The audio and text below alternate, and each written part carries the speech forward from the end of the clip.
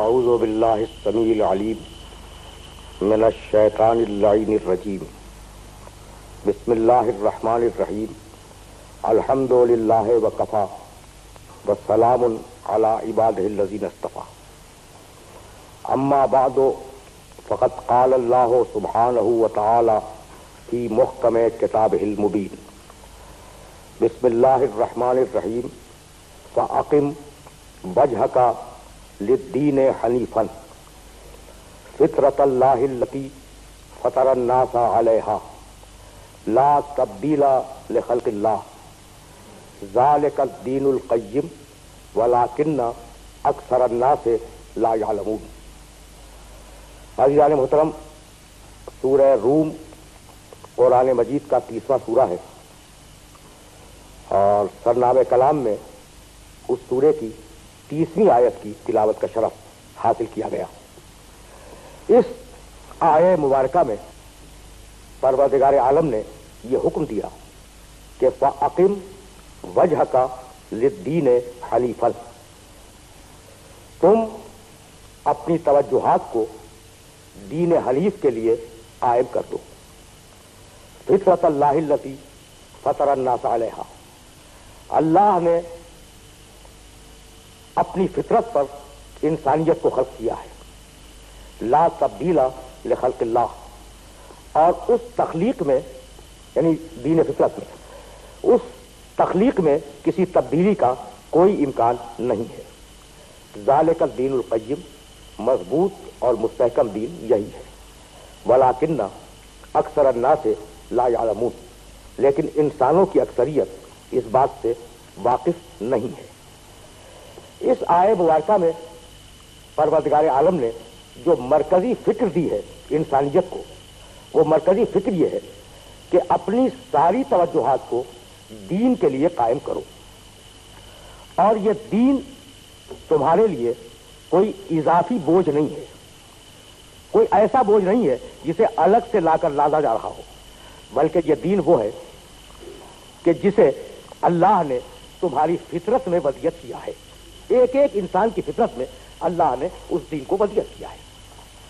دیکھیے، اسلام اس لیے دین انسانیت اور دین فطرت ہے کہ اسلام یہ چاہتا ہے کہ انسان کی جو غرض تخلیق ہے وہ انسان اپنے ان فطری تقاضوں کے تحت پورا کرے، اس غرض تخلیق کو جس غرض کے لیے اس کی خلقت منصہ شعور پر آئی۔ اس سرخی کو واضح کرنے کے لیے میں یہ چاہوں گا کہ اپنے محترم سننے والوں کو ذرا سا اس مرحلے سے ایک ایسے مرحلے کی طرف لے چلوں کہ فطرت اور دین ان دونوں کی وضاحت ہو سکے۔ دیکھیے، انسان میں کمال ہے، جانور میں کمال ہے، درخت میں کمال پایا جاتا ہے۔ یعنی یہ درخت کا کمال ہے نا کہ زمین کھودی، چھوٹے سے ایک بیج کو زمین میں رکھا اور اسے سیراب کیا، کچھ دنوں کے بعد وہ ایک خاص حد تک بلند ہو گیا، جو زیر قدم تھا وہ انسان کے سر پہ چھاؤں دینے لگا۔ تو یہ جو کمال کا مرحلہ ہے، یہ جو نشو و ارتقاء کا مرحلہ ہے، وہ چلا اور چلنے کے بعد ایک خاص حد پر آ کر رک گیا۔ اب درخت مسلسل بڑھتا نہیں رہتا، ایک خاص حد پر جا کر رک جاتا ہے۔ اسی طریقے سے جانور میں چلنے اور پھرنے کی صلاحیت ہے۔ اس کا کمال یہ ہے کہ جہاں سے چاہے اٹھے، جہاں چاہے بیٹھ جائے، جو چاہے کھا لے، جب چاہے سوئے، جب چاہے جاگے، یہ اس کا کمال ہے۔ لیکن وہ کمال ایک خاص حد میں ہے۔ وہ جو خواہشات رکھتا ہے، اسے جو قوتیں مزید کی گئی ہیں، ان قوتوں کو ان خواہشات کے مطابق استعمال کرتا ہے۔ اس کے برعکس یعنی جانور اور درخت کے برعکس انسان کے کمالات محدود نہیں ہیں۔ انسان نے زمانے کی تسخیر کی جو کسی اور مخلوق سے ممکن نہیں ہے۔ انسان نے وقت کی تسخیر کی، زمین کی تسخیر کی، سورج کی شعاؤں کو تسخیر کیا، انسان نے خلا کو تسخیر کیا۔ تو انسان لامحدود کمالات کا حامل ہے۔ جانور کے مقابلے میں، درخت کے مقابلے میں، جمادات کے مقابلے میں انسان کے کمالات لامحدود ہیں۔ کیوں؟ تو بہت توجہ فرمائیے گا، انسان مرکب ہے 3 چیزوں سے: روح، جسم، نفس۔ دیکھیے، سورہ یاسین میں پروردگار عالم نے ارشاد کیا کہ سبحان الذی خلق الازواج کلھا مما تنبت الارض ومن انفسہم ومما لا یعلمون.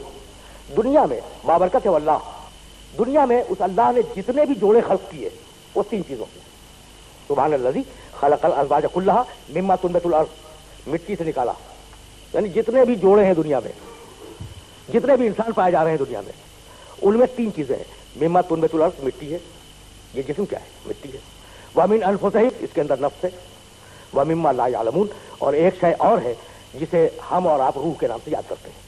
تو انسان کے اس پیکر میں تین چیزیں ہیں: جسم، نفس، روح. اسی طریقے سے انسان کے مزاج میں تین چیزیں ہیں: فطرت، عقل، جذبہ. فطرت دیکھیں نا، عجیب و غریب مرحلہ فکر ہے. انسان میں کیا ہے؟ جسم ہے، نفس ہے، روح ہے.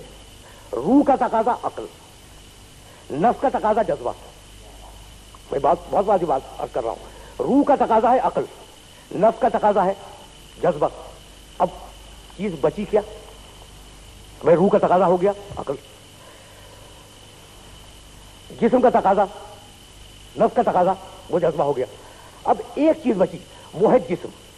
جسم کا تقاضا ہے انسان کی فطرت، اور اسی فطرت تک لا رہا ہوں جس کا نام ہے انسانیت. اچھا، تو جب تین چیزیں ہیں تو انسان کا جوہر عقل وہ جوہر ہے جس کی بنیاد پر انسان کو ممیز اور بلند کیا گیا ساری مخلوقات سے. لیکن اس مرحلے پر میں اپنے محترم سننے والوں کی خدمت میں، یہ سب تمہیدی مراحل ہے کسی منزل کے لیے، اپنے سننے والوں کی خدمت میں یہ عرض کرنا چاہ رہا ہوں کہ عقل ہی انسان کی سب کچھ نہیں ہے. انسان جذبات رکھتا ہے، میلانات رکھتا ہے، رجحانات رکھتا ہے، اور کبھی کبھی ایسا ہوتا ہے، اسے آپ آزما کے دیکھ لیں، کبھی کبھی ایسا ہوتا ہے کہ انسان کی عقل اس کی خواہش، اس کے جذبے، اس کے رجحان اور اس کے میلان کے تابع ہو کے کام کرتی ہے.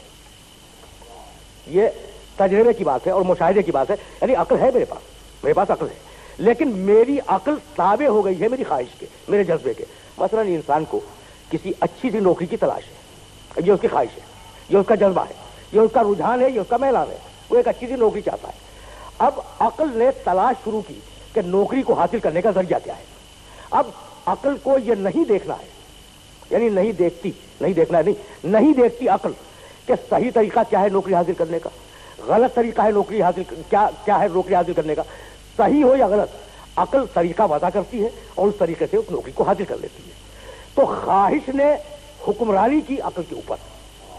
کبھی ایسا ہوتا ہے کہ انسان نے جرم کیا، ضمیر نے اسے ملامت کی. انسان سے کوئی جرم ہوا اور ضمیر نے انسان کو ملامت کی کہ تم نے اچھا نہیں کیا. اب عقل کا رول سامنے آیا، عقل نے جواز پیش کرنے شروع کر دیے کہ نہیں، تم جو ضمیر سے عقل کہتی ہے، تم جو اعتراض کر رہے ہو یہ اعتراض درست نہیں ہے. میں مثال دے دوں، انسان نے رشوت لی. اچھا، اب رشوت ایک برا کام تو ہے اور ہر معاشرے میں رشوت کو برا سمجھا گیا، لیکن انسان نے رشوت کی، ضمیر نے ملامت کی کہ تم نے اچھا کام نہیں کیا. اب عقل نے جواز پیش کیا کہ بھئی سب لے رہے ہیں، اگر میں نے لے لی تو فرق کیا پڑا. اب جواز دیا نا، عقل نے جواز دیا. تو جذبہ انسان میں خواہش پیدا کرتا ہے. عقل اس خواہش تک پہنچنے کے لیے صحیح یا غلط راستے تلاش کرتی ہے، اور جب اس کام کو انجام دے دیتی ہے تو اس غلط منطق کے لیے جواز تلاش کرتی ہے.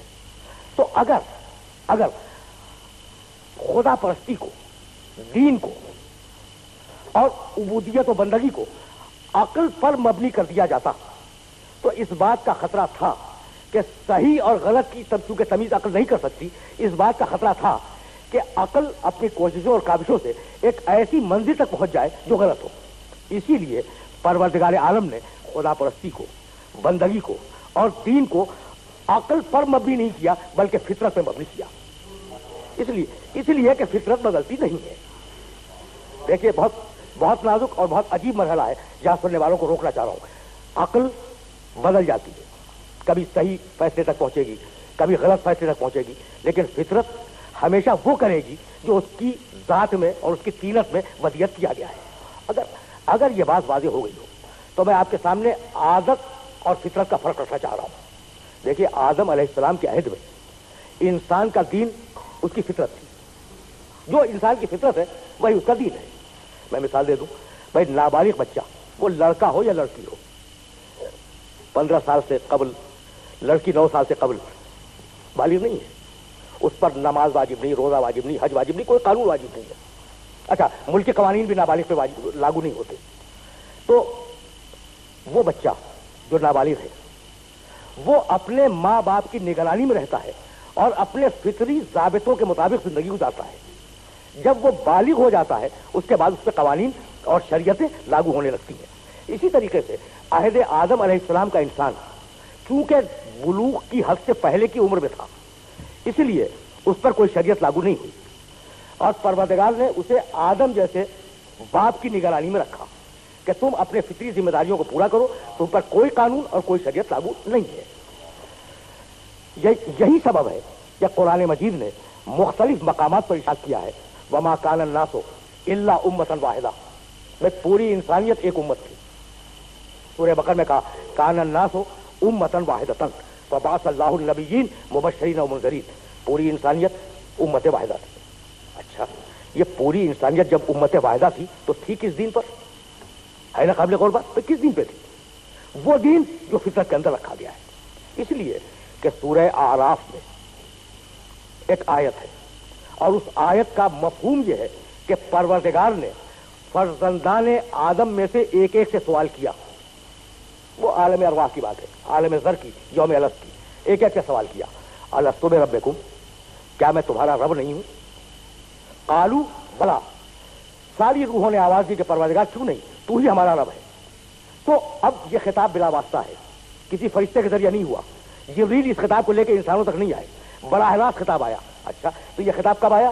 جب انسان ذرات کی صورت میں تھا, یعنی عالم ارواح کی بات کر رہا ہوں. جب انسان ذرات کی صورت میں تھا, ہر انسان سے یہ سوال کیا گیا کہ کیا میں تمہارا رب نہیں ہوں؟ اللہ نے پوچھا. قالوا بھلا, سب نے اقرار کیا کہ پروردگار تو ہمارا رب ہے, کیوں نہیں, یقیناً تو ہمارا رب ہے. تو اب یہ جو سوال و جواب ہے, کیا واقعا سوال و جواب ہے؟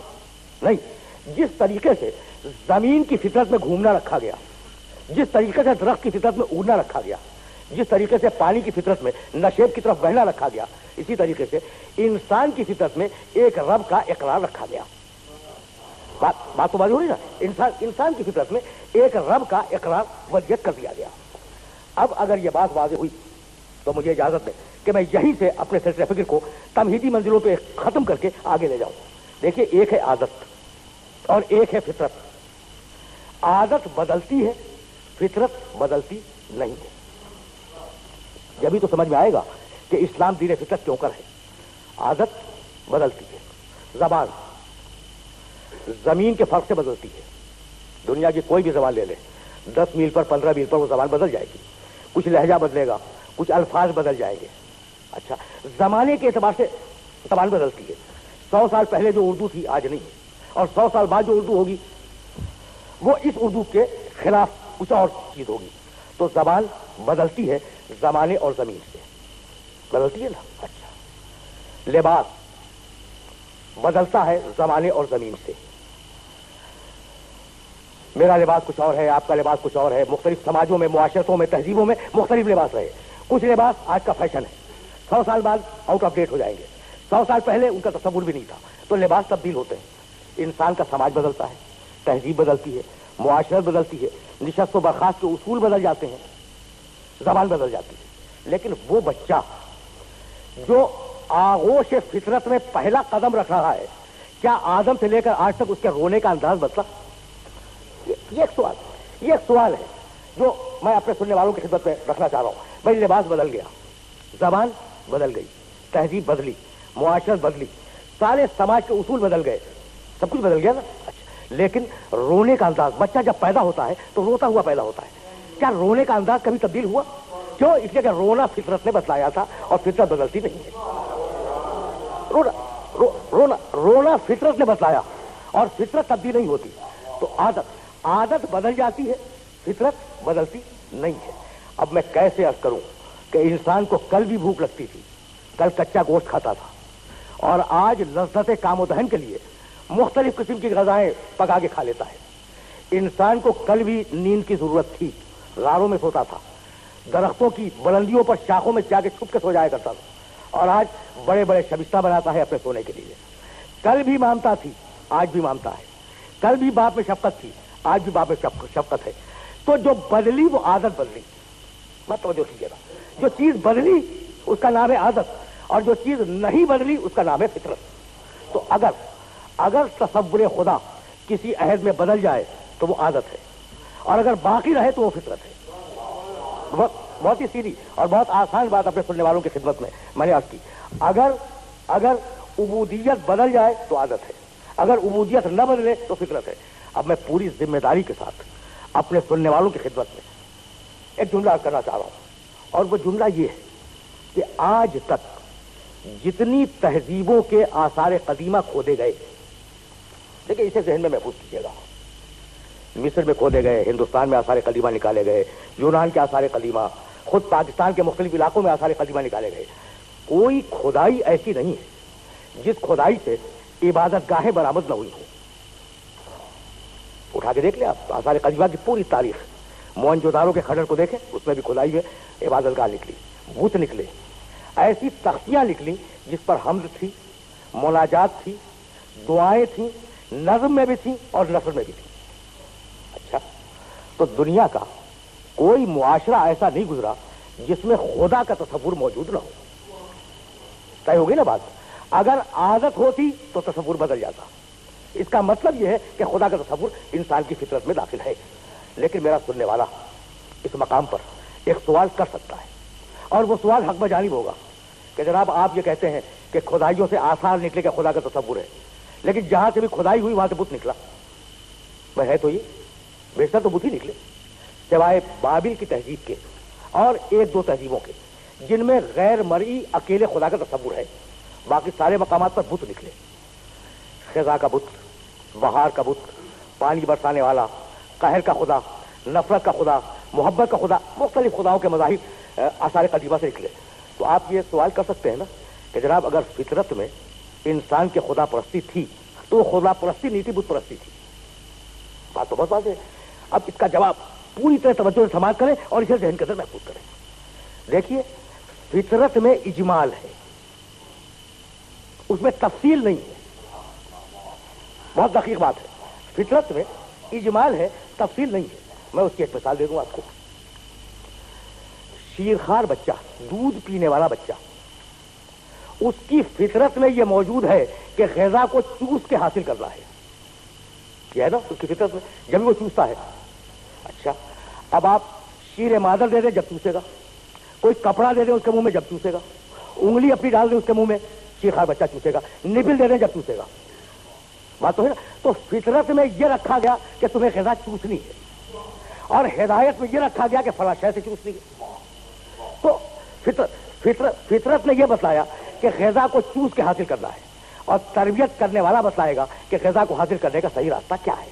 तो फितरत ने बंदगी बतलाई, और खुदा का तसव्वुर कोई ना कोई हिदायत करने वाला देगा। बात मैं समझता हूं कि मेरे मोहतरम सुनने वालों तक मेरी बात पहुंची। भाई अगर ये बात पहुंच गई तो यही से तो मुझे आगे जाना है। फितरत में इजमाल है, हिदायत या तरबियत उसके अंदर तफसील है। तो अब इंसान की फितरत में बंदगी, खुदा परस्ती, उबूदियत, इसका इजमाल पाया जाता है। इसकी तफसील तक इंसान को जाना है। भाई यही सबब है। भाई देखिएगा कितने नाजुक मरहले पर मैं अपने सुनने वालों को लेके आ गया।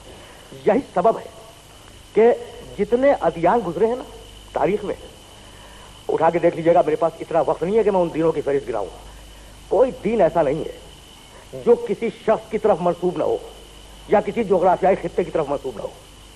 तो सारे दीन, ईसाइयत मंसूब है हजरत ईसा अलैहिस्सलाम की तरफ, बुद्ध मत मंसूब है गौतम बुद्ध की तरफ, यहूदियत नस्ली मजहब यहूदा की तरफ मंसूब है। तो हर मजहब दुनिया का, चाहे वो इल्हामी हो या गैर इल्हामी हो, वो या किसी जात की तरफ मंसूब है, या किसी नस्ल की तरफ मंसूब है, या किसी खित्ते की तरफ मंसूब है। इस्लाम वो वाहिद मजहब है जो फकत फितरत की तरफ मंसूब है। इस्लाम के मानी अपने सर तस्लीम को खम कर देना। बात तो वादी हुई ना। इस्लाम के मानी अपने सर तस्लीम को खम कर देना। तो इस्लाम क्या है? इस्लाम इंसानियत का मजहब है, इस्लाम फितरत का मजहब है। इस्लाम अपने सर को उस अकेले खुदा की बारगाह में झुका देने का मजहब है। अगर ये बात वाज़ेह हो तो आप उठाकर देख लें, भाई अल्लाह कौन है? बनी इस्राइल का खुदा, عیسائیوں کا خدا یہودیوں کا خدا نہیں. بسم اللہ الرحمن الرحیم قل اعوذ برب الناس ملک الناس الہ الناس. وہ پوری انسانیت کا رب ہے, پوری انسانیت کا بادشاہ ہے, پوری انسانیت کا معبود ہے. تو قل اعوذ برب الناس ملک الناس الہ الناس. ناس کے معنی پوری انسانیت, خدا کس کا؟ پوری انسانیت کا. اچھا, اب یہ جو قرآن مجید آیا یہ کس کی کتاب؟ شہر رمضان الذی انزل فیہ القرآن ھدی للناس. یہ جو قرآن ہے نا یہ پوری انسانیت کے لیے ہدایت ہے. خدا ہے پوری انسانیت کا, قرآن ہدایت ہے پوری انسانیت کے لیے. تو اب ہمارا نبی کون ہے؟ وما ارسلناک الا کافۃ للناس. حبیب ہم نے تمہیں پوری انسانیت کا رسول بنایا ہے, ہم نے تمہیں پوری انسانیت کا نبی بنایا ہے, ہم نے تمہیں پوری انسانیت کا ہدایت کرنے والا بنایا ہے. تو اب نبی سے یہ توقع نہیں ہے کہ وہ کوئی بھی بات خلاف انسانیت یا کوئی بھی بات خلاف فطرت کہے گا یا عمل کرے گا. دیکھیں یہ ہے وہ اختتامی مرحلہ جہاں میں دین انسانیت اور دین فطرت کو آپ کی خدمت سے پیش کرنا چاہ رہا ہوں. اب پوری انسانیت کا نبی ہے تو اب ایسے احکامات دے گا جو اس کی فطرت کے مطابق ہو. پوری انسانیت کا رسول ہے, ایسے پیغام اللہ کی طرف سے لائے گا جو پوری انسانیت کے لیے موافق ہو اور سازگار ہو. دیکھیے دنیا میں یہ اختتامی مرحلہ ہے. دنیا نے یہ تھیوری دی کہ جو تصادم ہے, جو ٹکراؤ ہے معاشروں میں, اس ٹکراؤ کا سبب یہ ہے کہ ایک کی طلب دوسرے کی طلب سے ٹکراتی ہے. اسے ذہن میں رکھیے گا. دیکھیے اگر میری طلب اور میری خواہش آپ کی خواہش سے نہ ٹکرائے تو جھگڑا نہیں ہوگا. میں بھی ایک چیز کو چاہتا ہوں, آپ بھی اسی چیز کو چاہ رہے ہیں, جھگڑا ہو جائے گا. تو ٹکراؤ کیوں ہوتا ہے؟ طلب کی وجہ سے. میری بھی خواہش ہے, میری بھی طلب ہے, آپ کی بھی طلب ہے. تو پوری انسانیت میں طلب ہے, اچھے مکان کی طلب, اچھی خوراک کی طلب, اچھے رفیق سفر کی طلب, اچھی زندگی کی طلب, اور ہر انسان کے اندر ہے. تو مفادات چونکہ ٹکرا رہے ہیں اس لیے جھگڑا ہے. تو کہاں, اب میں کیا عرض کروں, دنیا کے بڑے خطے میں پایا جانے والا مذہب, اس نے کہا کہ بھائی جھگڑوں کا حل یہ ہے کہ اپنے آپ کو طلب سے خالی کر دو, تمہیں سکون ہو جائے گا اور انسانیت کو سکون ہو جائے گا. اب چونکہ میرے سامنے پڑھے لکھے افراد تشریف فرما ہے, میں ایک کمنٹ کرنا چاہتا ہوں. دیکھیں تھیوری بڑی اچھی ہے کہ اپنے آپ کو طلب سے خالی کر دو تمہیں سکون مل جائے گا. تو سکون بھی تو ایک طلب ہے نا, تو طلب سے خالی کہاں ہوئے؟ بہت سیدھی اور بہت آسان بات میں نے اپنے سننے والوں کی خدمت میں کی. بھائی سکون کی خواہش خود ایک طلب ہے, تو آپ طلب سے تو خالی ہوئے نہیں. تو طلب سے انسان کو خالی کر دینا یہ خلاف فطرت ہے. اسلام اور اسلام کا رسول یہ طلب سے انسان کو خالی نہیں کرتے, بلکہ جو خواہشیں ہیں, جو انسان کے مطالبات ہیں, ان پر بند باندھتے ہیں, انہیں حد میں رکھنے کی کوشش کرتے ہیں. تو اسلام عین دین فطرت اور عین دین انسانیت ہے. وآخر دعوانا ان الحمد للہ رب العالمین. اعوذ باللہ